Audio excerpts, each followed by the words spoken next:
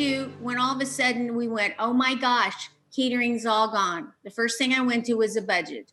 And I went to what is it going to cost us to break even?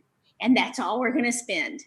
But if you don't have all those figures, it would take you a little bit longer. But go back to a budget. Look, what is it going to do to break even? So if I was a restaurant owner right now, I would just do whatever it is to break even instead of losing money. Because how long can you pull from your savings or PPP loan, or whatever? So we went back to our budget and we did the Festive 14. We kept only the salary people. They did everything. Then we've rehired and, gradually. But you have to go back to that budget. Right now we're on a budget, but it's very strict.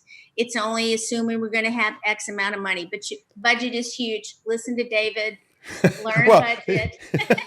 You and I have been together so long that you've bought into what I call drinking the Kool-Aid, not the Kool-Aid that kills you. The Kool-Aid meaning you're bought in. Because the two most important things in this discussion, two most important things I say every restaurant should have are budgets and recipe costing cards. Yes. Two most important systems any caterer should have are budgets and recipe costing cards. What are the two things most never have? Budgets and recipe costing cards. Because they're too hard. If you want to learn more restaurant solutions like these and how to get your managers to do the work, sign up for my free 4-part video learning series where I go into all this in more depth. The link is in the description below.